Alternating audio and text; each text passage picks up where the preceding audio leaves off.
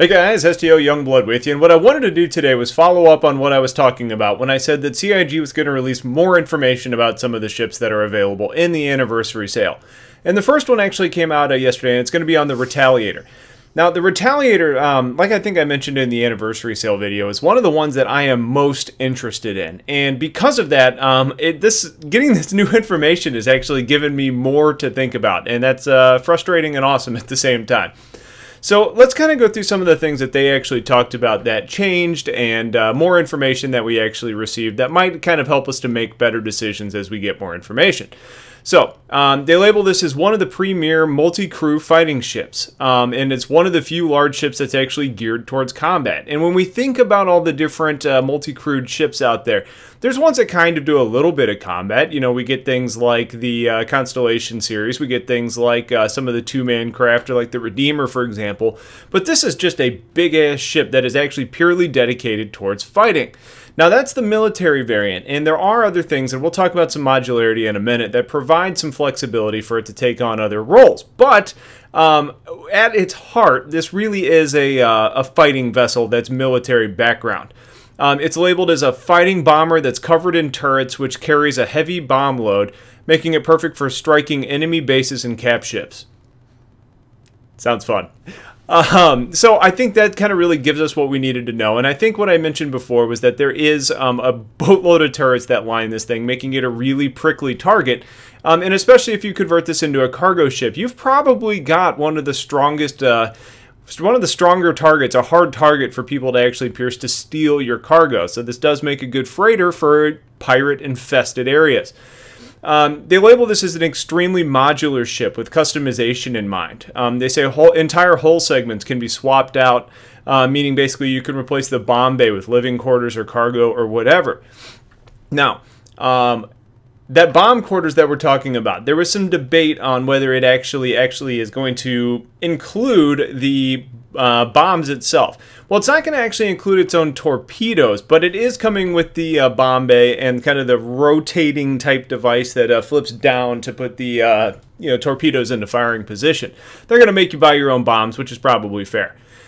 They are also going to include the turrets. It sounds like CIG has gotten too many questions on it, and they're a little bit frustrated with it. But there's going to be turrets that are implemented on this. Now, it's still being gray boxed. It's still being balanced. Or I guess it's not being gray boxed. It's actually at Foundry 42 getting the final touches to put into the engine.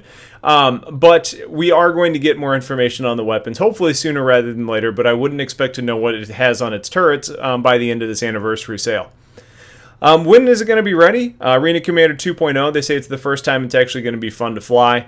They say the ship is all gray boxed and went to Foundry 42, which I already mentioned. And then some interesting notes that are actually in the original description. It's a ground-based ship. It's jump capable, meaning you're not going to need a carrier to haul you around. That's more going to be the Gladiator's territory. People have started using them as cargo haulers instead. They make a good medium freighter or a basic explorer, and some even make them into long-range passenger ships. So, I mean, it's going to give a lot of flexibility based on what you want to do, and I think for the most part, we're probably going to see people making this a heavily armed cargo hauler. And if I get this, I think that's something I might actually consider doing. Just because that kind of crosses over the roles for my organization, being a little bit cargo, being a little bit combat. Who knows? But, let's kind of just follow up on the should you buy video in regards to the anniversary sale. And I still think that this is a big old yes. Overall, I think the price is about right for what this ship should be. I was actually expecting it to be a little bit more. CIG, don't get any ideas. I think it's going to need a decent crew to really run at a decent, efficiency, though. So if you've got a pretty good-sized organization, or maybe it's just a group of you and your friends that want to fly in a ship together, then I think, yes, absolutely. This fills a lot of roles, and you get a lot of bang for your buck.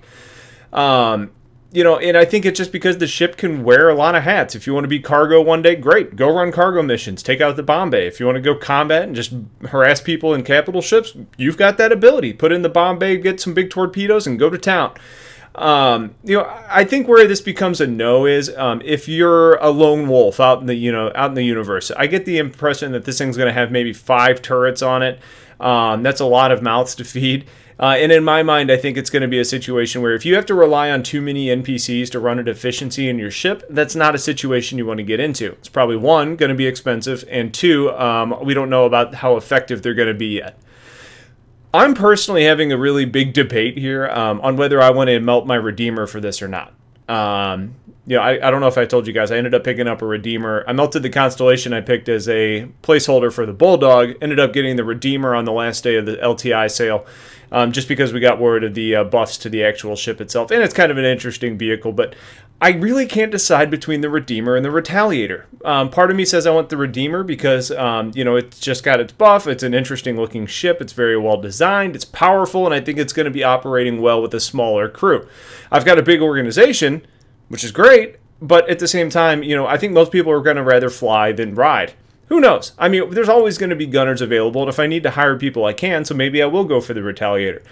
There's something about the look of the Retaliator and kind of the flexibility that has me really intrigued, where I think the Redeemer is a little bit more of a one-trick pony.